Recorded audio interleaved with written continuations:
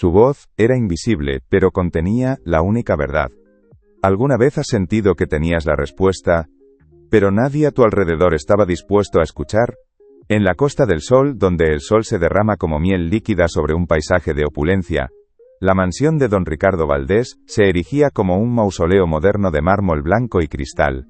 Era una fortaleza de silencio, un silencio denso, casi palpable, que se pegaba a la piel como la humedad del mar. Dentro, el tiempo no transcurría, goteaba al ritmo monótono y agudo de una máquina que luchaba por medir una vida que se escapaba. Amara, a sus 58 años, se movía por aquel laberinto de lujo aséptico como una exhalación, una presencia que se sentía pero no se veía. Su delantal, de un blanco impoluto que contrastaba con la piel oscura de sus manos, era su uniforme de invisibilidad. Esas manos, un mapa de venas y trabajo que contaba la historia de 2 continentes, conocían la frialdad de cada superficie, la textura de cada tejido, el peso de cada objeto inútil y carísimo que adornaba la casa. Pero ahora, un nuevo olor lo impregnaba todo, una batalla química que se libraba en el aire. El aroma artificial a brisa marina de los ambientadores de diseño luchaba y perdía contra el hedor metálico y estéril del antiséptico, un olor que hablaba de enfermedad, de cuerpos que fallan, de miedo. Era el olor del fracaso, un fracaso que vestía batas blancas y costaba miles de euros la hora. El sol de la mañana entraba a raudales por los ventanales que daban al Mediterráneo, un mar de un azul insultantemente vivo, pero la luz no lograba calentar el ambiente. Se posaba sobre los muebles de diseño, sobre el suelo pulido hasta reflejar un mundo distorsionado, y moría allí, incapaz de penetrar la pátina de desesperanza que lo cubría todo. Amara sentía ese frío en los huesos, un frío que no tenía que ver con la temperatura, sino con la soledad de un hombre rodeado de todo, y sin embargo, completamente solo en su lecho de muerte. El único sonido constante, además del pitido electrónico, era el murmullo frustrado de los médicos, un enjambre de susurros y términos incomprensibles que rebotaban en las paredes desnudas. Para ellos, Amara era menos que un mueble. Un mueble, al menos, ocupa un espacio definido. Ella era el vacío entre los objetos, la encargada de que el polvo no se atreviera a contar el paso de las horas. Y en ese vacío, en esa invisibilidad forzosa, ella lo veía todo, lo absorbía todo, esperando el momento en que su voz, por fin, encontrara un eco. Ella estaba sola en esa casa, pero nosotros estamos juntos en esta historia. Comenta de dónde nos asistes, y toca en suscribirse ahora. Es gratis, y no sales del vídeo. La autoridad en aquella habitación no se medía en sabiduría, sino en el prestigio de las universidades grabadas en los títulos que colgaban en despachos lejanos, y en el corte impecable de los trajes que se adivinaban bajo las batas blancas. Una veintena de eminencias, los mejores especialistas que el dinero de don Ricardo podía comprar, desfilaban por la suite principal como si fuera un escenario. Analizaban los datos que vomitaban las máquinas, observaban las imágenes grises y abstractas en las pantallas de sus tabletas, y discutían en un círculo cerrado, impenetrable. Sus rostros eran máscaras de profesionalidad tensa, una mezcla de concentración y una creciente irritación ante un enemigo que no podían nombrar ni combatir. Para ellos, el cuerpo de don Ricardo era un complejo algoritmo que se negaban a admitir que no podían descifrar. Amara, mientras tanto, reponía el agua de la jarra de cristal sobre la mesilla de noche, moviéndose con una economía de gestos aprendida durante décadas de servicio. Nadie reparó en ella, ni siquiera cuando sus dedos rozaron sin querer la mano del doctor Morales, el líder de aquella manada de genios heridos en su orgullo. Él ni siquiera se inmutó. Para él, ella era una autómata, una función. Pero Amara no solo veía, observaba. Veía la microexpresión de dolor que contraía la boca de don Ricardo cuando creía que nadie le miraba, un pliegue casi imperceptible que delataba un sufrimiento más profundo que el que mostraban los monitores. Notaba el levísimo temblor en la mano de Sofía, la hija, cada vez que el doctor Morales, con esa mandíbula suya que parecía tallada en granito, pronunciaba la frase, sin cambios significativos. Amara veía las grietas en la fachada de control de todos ellos. Los médicos buscaban la respuesta en lo microscópico, en la sangre, en las células, en los ecos de las ondas de ultrasonido. Estaban tan concentrados en el interior del hombre, que eran ciegos a todo lo que lo rodeaba. Su ciencia, tan poderosa y avanzada, se había convertido en un par de anteojeras que les impedía ver el cuadro completo. Y Amara, la mujer invisible, la que limpiaba el polvo de los marcos de las fotos, era la única que tenía los ojos abiertos, la única que veía la habitación, la casa, el aire, como parte del enfermo. Su autoridad no venía de un diploma, sino de la tierra, de la vida, de saber que a veces el veneno más letal es el que se administra en dosis tan pequeñas que nadie excepto el alma puede detectarlo. La motivación de Amara era un ancla, un peso cálido y constante en el bolsillo de su delantal. No era solo el dinero, aunque cada euro ganado en aquella casa gélida era un ladrillo en el futuro de su nieta. Era la foto de Adana. Una imagen pequeña, de bordes gastados y arrugada por el contacto diario con sus dedos, que llevaba consigo como un amuleto. En la foto, Adana, con sus 8 años y sus 2 trenzas rebeldes, sonreía mostrando el hueco de un diente caído, una sonrisa que contenía toda la luz que faltaba en la mansión Valdés. Cada vez que el peso de la invisibilidad se hacía insoportable, Amara metía la mano en el bolsillo y rozaba el papel. El tacto era suficiente para recordarle por qué aguantaba las miradas vacías y los gestos displicentes. Era por los libros de Adana, por su uniforme escolar, por la posibilidad de que su nieta nunca tuviera que aprender el arte de encogerse hasta desaparecer, de modular la voz hasta convertirla en un susurro inofensivo. Quería que la voz de Adana fuera fuerte, clara, que resonara en las aulas de una universidad, y no en los pasillos silenciosos de la casa de un rico. Pero había algo más, una corriente subterránea que la conectaba con el hombre que se apagaba en la cama de arriba. En su aldea de Guinea Ecuatorial, antes de que el mundo se encogiera y la necesidad la empujara a cruzar el mar, había visto a su abuela curar. No con máquinas que pitan ni con fármacos de nombres impronunciables, sino con hierbas, con cánticos, con una sabiduría que se transmitía en el calor de las manos y en la quietud de la observación. Su abuela le enseñó a leer los signos sutiles de la naturaleza, la forma en que una hoja se enrosca, el olor de la tierra antes de la lluvia, el color de la piel de una fruta. Y ahora, en los ojos vidriosos de don Ricardo, Amara reconocía el mismo miedo desnudo que había visto en los de su propio padre antes de morir. No era solo el miedo a la muerte, sino el terror a la impotencia, a la disolución, a convertirse en un objeto al que otros mueven y analizan. Esa conexión trascendía la barrera de empleada y patrón. Era un puente de humanidad compartida en el borde del abismo. Sabía que hay enfermedades que no aparecen en los análisis, venenos que no dejan rastro en la sangre, y curas que no se encuentran en las farmacias. Y un olor dulzón que a veces flotaba en el aire de la habitación, le empezaba a recordar una lección de su abuela que creía haber olvidado. La fuerza que se oponía a Amara no tenía rostro de villano, tenía el rostro impaciente y condescendiente de la ciencia cuando se cree infalible. Era un muro invisible, pero más sólido que el mármol de la mansión, un muro construido con títulos de Harvard y Oxford, con años de práctica en hospitales de élite, y con una arrogancia tan arraigada que se había vuelto indistinguible de la confianza. El doctor Morales era la personificación de ese muro. Un hombre brillante sin duda, pero cuya brillantez le había cegado. Para él, el universo del problema se limitaba a los confines del cuerpo de Ricardo Valdés, y a los datos que sus máquinas podían cuantificar. Todo lo demás era ruido, variables irrelevantes que debían ser eliminadas para aislar la causa. Y Amara era ruido, el epítome del ruido, la personificación de lo irrelevante. La prueba definitiva de su ceguera se materializó una mañana, junto a una orquídea banda de un azul imposible. Amara había notado que la planta, una de las muchas que adornaban la suite, se estaba marchitando a una velocidad antinatural. Por la mañana, sus flores exóticas estaban turgentes. Al mediodía, sus pétalos empezaban a combarse, adquiriendo un tono mustio en los bordes. Había cambiado el agua del jarrón 3 veces, sintiendo la tierra con los dedos, comprobando que no estuviera ni seca ni encharcada. Era como si algo en el aire de la habitación le estuviera robando la vida. Después de una larga batalla interna, llena de miedo a la reprimenda y a cruzar una línea invisible, se armó de valor. Esperó a que el doctor Morales saliera al pasillo, con el rostro contraído por la frustración tras otra reunión infructuosa. «Doctor, perdone». Su voz sonó más débil de lo que pretendía. «He notado algo en la planta de la habitación. Se está muriendo muy rápido. Quizá el aire». Morales ni siquiera detuvo su paso.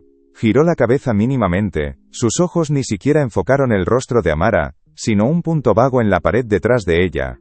Con un gesto de la mano, un movimiento corto y tajante como si espantara a un insecto molesto, la cortó en seco. «Señora, por favor, limítese a su trabajo». La frase no fue cruel, fue peor, fue indiferente. La borró de la existencia con 4 palabras. Amara sintió el calor subirle por el cuello, una humillación silenciosa que la hizo retroceder un paso. Se aferró a su bayeta como a un salvavidas y se refugió de nuevo en su invisibilidad, pero algo dentro de ella había cambiado. La indiferencia del doctor no la había aplastado. Había encendido una chispa de obstinación. El muro no era inexpugnable. Simplemente estaban mirando en la dirección equivocada. El desdén del doctor Morales, en lugar de silenciarla, había afilado sus sentidos. Amara ya no solo limpiaba, investigaba. Se convirtió en una detective fantasma, moviéndose por la escena de un crimen que aún no había sido declarado, un crimen lento, paciente y metódico. Sus herramientas no eran lupas ni reactivos químicos, sino sus ojos, su nariz, su memoria, y una intuición curtida por una vida de atención a los detalles que los demás desechan. Cada tarea se convirtió en una oportunidad para reunir pruebas. Por la mañana, al cambiar las sábanas de hilo egipcio, se demoraba un segundo más de lo necesario junto a la cabecera. Mientras ahuecaba la almohada, acercaba su rostro al de don Ricardo, fingiendo concentración en su tarea, pero en realidad estaba inhalando, analizando. Y allí estaba de nuevo, un olor extraño en el aliento del hombre, casi imperceptible bajo el aroma a menta del enjuague bucal. No era el olor agrio y metálico de la enfermedad que ella conocía bien, era un efluvio dulzón, con un matiz terroso, casi fúngico. Le trajo a la mente una imagen vívida de su infancia, el olor de las raíces de yuca que su familia había olvidado en el campo, bajo el sol ecuatorial, y que comenzaban a pudrirse lentamente desde su interior. Era un olor a vida que se corrompe de una forma dulce y antinatural. Más tarde, mientras quitaba el polvo de los muebles, su atención se centró en un cuadro nuevo, un regalo reciente que había llegado hacía un par de semanas, justo cuando la salud de don Ricardo había empezado a declinar de forma alarmante. Era una pintura abstracta, una maraña de colores oscuros y trazos violentos que parecía absorber la luz de la habitación. Al pasar el plumero por el marco, notó que el barniz que cubría el lienzo desprendía un aroma químico, muy sutil, pero persistente. Le provocaba un ligero picor en la garganta, una sequedad incómoda que tardaba en desaparecer. Era otro hilo suelto, otra pieza que no encajaba. Y luego estaba el sobrino Javier. Un hombre de sonrisa fácil, traje caro, y una devoción por su tío, que a Amara siempre le había parecido un poco forzada. Sus visitas eran siempre breves, siempre a media tarde, y siempre llegaba con la misma caja de bombones de una chocolatería artesanal de lujo. Amara desde la puerta observaba el ritual. Javier le ofrecía un bombón a su tío, don Ricardo lo aceptaba con un gesto débil, y el sobrino se marchaba con una expresión de solícita preocupación. Lo que nadie más parecía notar era el patrón. Unas horas después de cada una de esas visitas, los pitidos de las máquinas se volvían más erráticos, la enfermera de turno tenía que ajustar el goteo intravenoso, y una nueva capa de palidez cerúlea se asentaba sobre la piel del enfermo.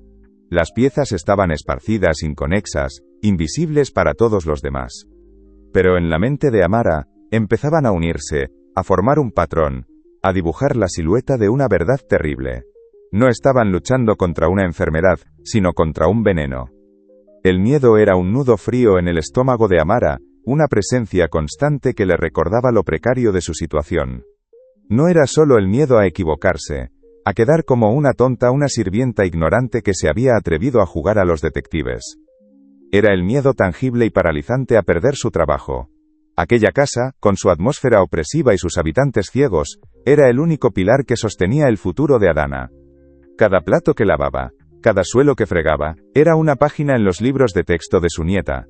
Si hablaba y se equivocaba, o peor, si hablaba y tenía razón pero nadie la creía, la puerta de mármol blanco se cerraría a su espalda para siempre. Se quedaría en la calle, con una foto arrugada en el bolsillo y un futuro roto. Este miedo era alimentado por las advertencias susurradas de Elena, la otra empleada del hogar, una chica joven de un pueblo de Andalucía cuya única ambición era pasar desapercibida y cobrar su sueldo a fin de mes. Se encontraban en la cocina, el único territorio verdaderamente suyo en la mansión, un espacio de acero inoxidable, y olores familiares a café y lavavajillas. «Amara, no te metas», le dijo Elena un día en voz baja, mientras secaba un vaso con nerviosismo. «Tú no has visto nada, ¿entiendes? Esta gente vive en otro mundo. Tienen secretos que podrían aplastarnos como a cucarachas». Nosotras solo estamos aquí, para limpiar la suciedad que se ve, no la que se esconde. Las palabras de Elena eran el eco de su propia prudencia, la voz del instinto de supervivencia que le gritaba que bajara la cabeza y siguiera trabajando. La presión no solo venía de abajo en la escala social, sino también de arriba. Sofía, la hija, estaba ahogada en su propio dolor y en las expectativas de su clase. Amara la observaba moverse por la casa, el teléfono pegado a la oreja, organizando, gestionando, controlando. Sufría, de eso no había duda, pero su sufrimiento estaba envuelto en capas de privilegio y de una incapacidad estructural para ver más allá de las jerarquías. Para Sofía, la idea de que una limpiadora, una mujer negra e inmigrante, pudiera haber visto algo que 20 de las mentes médicas más brillantes de Europa habían pasado por alto, era, sencillamente, inconcebible. No entraba en su esquema del mundo. Amara era parte del servicio, del decorado, y el decorado no habla, no opina, no resuelve misterios. Así, Amara se encontraba atrapada en una soledad absoluta, suspendida entre el miedo a las consecuencias y el peso insoportable de su conocimiento. El silencio ya no era solo una exigencia de su trabajo, se había convertido en una jaula. La jaula del silencio se cerraba a su alrededor, pero en el bolsillo de su delantal, Amara guardaba la llave. El tacto del papel arrugado de la foto de Adana era un ancla en la tormenta. No era solo una imagen, era un juramento. Un juramento de que la voz de su nieta nunca sería ahogada, de que sus manos nunca aprenderían a limpiar las huellas de otros, sino a construir su propio camino. El miedo era real, un animal agazapado en su pecho, pero la promesa que le había hecho a aquella sonrisa sin dientes era más fuerte. Era un fuego lento que empezaba a derretir los barrotes de su prudencia. El tiempo ya no goteaba, se desangraba. Cada pitido de la máquina era un segundo menos. Cada tos ahogada de don Ricardo que se filtraba por la puerta era un recordatorio de que el silencio es una forma de complicidad. ¿Cuánto tiempo más podía pulir la plata y fregar los suelos mientras un hombre era borrado del mundo ante sus propios ojos? La verdad le quemaba en la garganta, un veneno propio que exigía ser expulsado. La tarde trajo consigo a Javier, el sobrino. Entró con el sigilo de un depredador, sus zapatos italianos apenas susurrando sobre el mármol. Dejó su maletín de piel sobre una mesita auxiliar que Amara acababa de limpiar, sin mirarla, como si ella fuera una extensión del mueble. Se inclinó sobre su tío, su rostro una máscara de perfecta preocupación. «Tío, ¿cómo te encuentras hoy?» Pero cuando se enderezó, creyendo que nadie lo observaba, Amara vio algo en sus ojos, una fracción de segundo de fría impaciencia, el cálculo de un heredero que mira un reloj de arena. Era una tarde de luz dorada y sombras largas. Amara limpiaba el polvo de los libros en el despacho contiguo, un santuario de madera oscura y olor a cuero. La puerta de la suite estaba entreabierta, un resquicio de luz que cortaba la penumbra.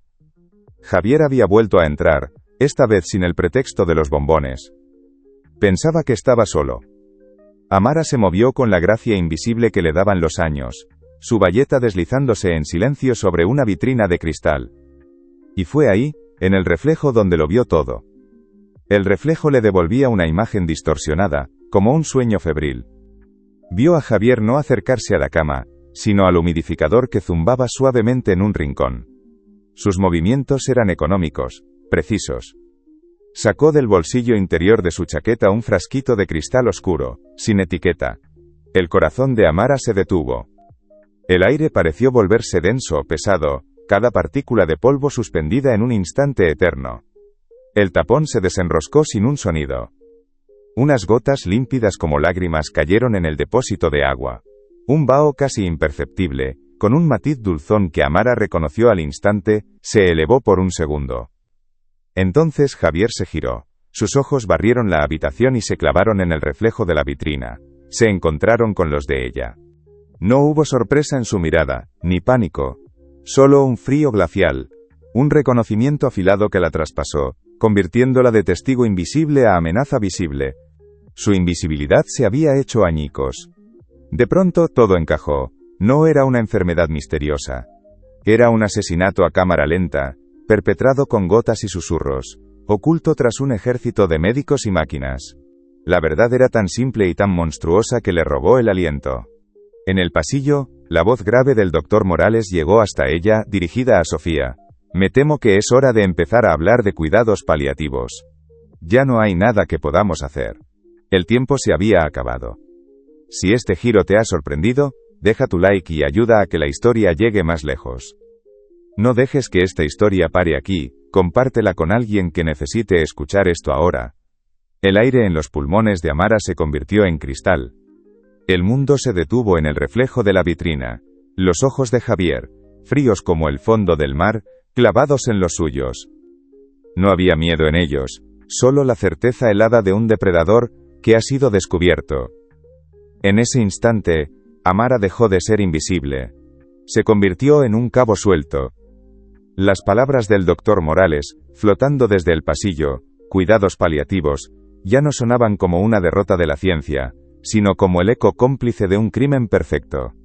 El miedo, un animal con garras, le trepó por la espalda, susurrándole al oído el nombre de su nieta, recordándole todo lo que podía perder. Pero la verdad era un peso demasiado grande para llevarlo en silencio.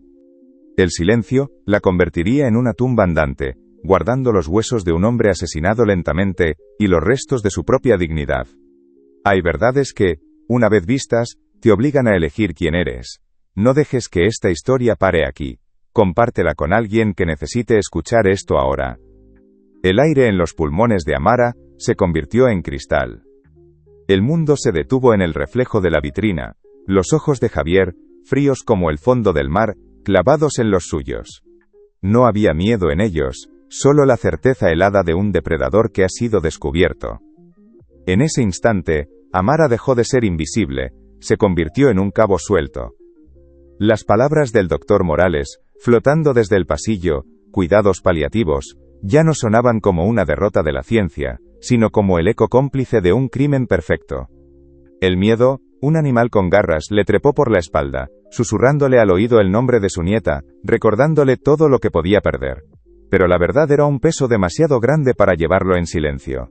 El silencio la convertiría en una tumba andante, guardando los huesos de un hombre asesinado lentamente y los restos de su propia dignidad.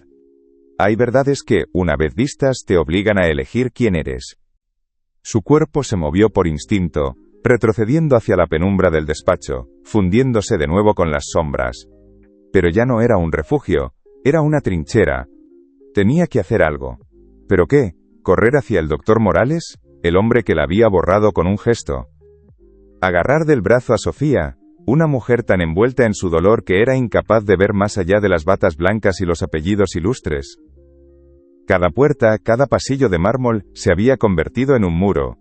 Desde el umbral de la suite, Javier la observaba. No decía nada, pero su quietud era una amenaza más elocuente que cualquier grito. Era un carcelero silencioso, asegurándose de que la única testigo permaneciera en su jaula de insignificancia. Una cucaracha más que pisar. Desaparecerá tan silenciosamente como ha vivido. La oportunidad llegó como un relámpago desesperado. Sofía, con el rostro descompuesto por el llanto, pasó a su lado por el pasillo. Amara salió de las sombras, su mano temblorosa se atrevió a rozar la manga de cachemir de la joven. Señorita Sofía, por favor, tiene que escucharme. Es sobre su padre, y el humidificador. La palabra sonó extraña, torpe en su boca. Sofía se detuvo, sus ojos rojos e hinchados la miraron como si fuera una aparición grotesca. Por un segundo, Amara creyó ver una grieta en su armadura, una duda. Pero fue solo un instante. El dolor y el agotamiento se impusieron. ¿Amara se ha vuelto loca? Ya tengo bastante con lo que tengo como para aguantar sus fantasías. Vuelva a su trabajo, ahora mismo. O no tendrá que volver mañana. La amenaza, pronunciada con una voz rota pero firme, la golpeó como un portazo en el alma. Retrocedió, humillada, aplastada. El peso del fracaso la empujó hasta la cocina, donde se apoyó en la encimera de acero frío, con la respiración entrecortada, lista para rendirse. Miró sus manos, las manos de una limpiadora, surcadas por una vida de trabajo invisible. No eran las manos de una heroína. Pero entonces, sus dedos rozaron el bolsillo de su delantal. La foto. La sacó con un cuidado reverencial. La sonrisa sin dientes de Adana le devolvió la mirada, una luz pura en medio de tanta oscuridad. No luchaba por una idea abstracta de justicia, luchaba por esa sonrisa, por el derecho de su nieta a tener una voz que nadie pudiera silenciar. Un calor antiguo, la herencia de su abuela y de todas las mujeres que la precedieron, le subió desde la tierra, anclándola, dándole una fuerza que no sabía que poseía. Si está sintiendo cada momento de este viaje, deja un corazón en los comentarios para que yo lo sepa. Ya no importaba que no la creyeran. Si no podía usar su voz, usaría sus manos. Y sus manos sabían exactamente dónde encontrar la prueba que necesitaban. Javier la observaba desde el umbral, una estatua de mármol y amenaza. El silencio de la casa ya no era pesado, era afilado. Cada crujido del parqué, cada zumbido lejano de la nevera, era un paso que se acercaba por su espalda. La humillación de las palabras de Sofía todavía ardía en su piel, un recordatorio de su lugar en aquel mundo. Estaba atrapada. Una mosca en una telaraña de seda y dinero. Hablar era un suicidio profesional y social. Callar era sentenciar a un hombre y dejar que el mal se sirviera en bandeja de plata. El rostro de Adana flotaba en su mente, su sonrisa vulnerable. El miedo ya no era un nudo en el estómago, era una soga alrededor de su cuello, tensándose con cada pitido de la máquina de arriba. Se miró las manos en el reflejo metálico de la encimera, manos de limpiadora, manos invisibles. Y entonces, un recuerdo, claro como el agua de un arroyo, su abuela, moliendo raíces en un mortero de piedra, diciéndole con su voz grave como la tierra: la naturaleza no grita sus secretos, Amara. Hay que aprender a escuchar sus susurros. De repente, lo entendió. Su invisibilidad no era su jaula, era su llave. Su delantal no era un uniforme de servidumbre, era una capa de camuflaje. No necesitaban su voz, que se negaban a oír. Necesitaban sus manos, que nunca veían. Un plan, audaz y desesperado, floreció en el páramo de su miedo. No iba a hablar, iba a mostrarles. Con el corazón martilleando contra sus costillas, cogió un paño de microfibra de su carrito, el que usaba para las superficies más delicadas. Volvió sobre sus pasos, atravesando el pasillo que ahora parecía el corredor de la muerte. La puerta de la suite estaba abierta. Dentro, el doctor Morales y Sofía hablaban en susurros rotos. Javier seguía junto al ventanal, una silueta oscura contra el atardecer sangriento. Él la vio entrar. Sus ojos, dos esquirlas de hielo, siguieron cada uno de sus movimientos. Amara avanzó con la calma de un ritual 1000 veces repetido. Se dirigió al humidificador. Su cuerpo entero era un grito silencioso.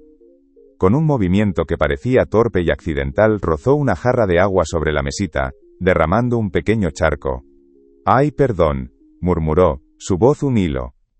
Mientras las miradas se desviaban hacia el desastre insignificante, su otra mano, veloz y precisa, se sumergió en el depósito del aparato. El paño absorbió el agua envenenada. Un segundo. Eso fue todo lo que necesitó. Guardó la prueba húmeda en el bolsillo de su delantal, sintiendo que quemaba, que pesaba como una vida entera. Se irguió, dejando atrás el charco de agua y su invisibilidad para siempre. Caminó directamente hacia el doctor Morales, que la miraba con renovada irritación. No dijo nada. Simplemente, sacó el paño húmedo de su bolsillo y lo sostuvo frente a él. Su mano no temblaba. «Doctor», dijo. Y su voz resonó en el silencio, clara y firme. «Huela esto. Es el mismo olor del aliento de su paciente. El mismo que mata las flores». Javier dio un paso hacia ella. Su rostro una máscara de furia contenida. Pero Amara no apartó la vista del médico. «Y es el mismo olor que desprende ese cuadro nuevo». Su dedo señaló la pintura abstracta. Por primera vez, el doctor Morales la vio. Vio la certeza inquebrantable en sus ojos. Cogió el paño con desgana. Se lo llevó a la nariz. Su ceño se frunció. La arrogancia en su rostro se resquebrajó, reemplazada por una sombra de duda, luego de shock. Se giró hacia la cama, después hacia Javier, y el tablero de ajedrez de la habitación se reconfiguró por completo ante los ojos de todos. Semanas después, el sol de la Costa del Sol volvía a calentar el mármol de la mansión. Don Ricardo, más delgado pero con vida en los ojos, leía en el jardín. Javier esperaba su juicio, y Amara, en la cocina, preparaba un té, ya no con su delantal, sino con un vestido de colores vivos que le había enviado Adana. Sofía entró, le entregó un sobre. Dentro, no había un sueldo, sino los documentos que creaban una fundación a nombre de Adana para sus estudios. Mi padre dice que le salvaste la vida, dijo Sofía, su voz sin rastro de altivez. Yo digo que nos salvaste a todos de nuestra ceguera. Amara sonrió, una sonrisa ancha y luminosa como la de su nieta. Había aprendido que el valor no se mide en la fuerza con que gritas, sino en la claridad con que ves. Y que a veces, la verdad más poderosa florece en el silencio, esperando una mano que se atreva a recogerla. El botón rojo de suscripción está aquí abajo, al lado de mi nombre. Haz clic en él y ven a la próxima historia. El botón rojo de suscripción está aquí abajo, al lado de mi nombre. Haz clic en él y ven a la próxima historia. Meses después el olor a tiza y a mentes jóvenes había reemplazado al del antiséptico. En un aula universitaria, frente a una fila de futuras batas blancas, Amara sostenía una hoja de orquídea, ahora sana y vibrante. A su lado, el doctor Morales asentía en silencio, su arrogancia disuelta en una humildad recién aprendida. Amara no hablaba de fórmulas químicas ni de síndromes complejos. Hablaba de escuchar. De cómo la verdad a veces, no grita en los monitores, sino que susurra en el color de una hoja, en el aliento de un hombre, en la voz de aquellos a quienes hemos decidido no ver. Su propia voz, antes un murmullo borrado por el ruido del poder, ahora resonaba, clara y firme, plantando semillas de una nueva clase de sabiduría en la tierra fértil del futuro. Porque la justicia más profunda, no es solo castigar al culpable, sino sanar la ceguera que permitió que el mal creciera en la sombra. Y en cada par de ojos que la miraban, ya no como a un fantasma sino como a una maestra, Amara veía el horizonte de un mundo donde ninguna verdad volvería a ser invisible.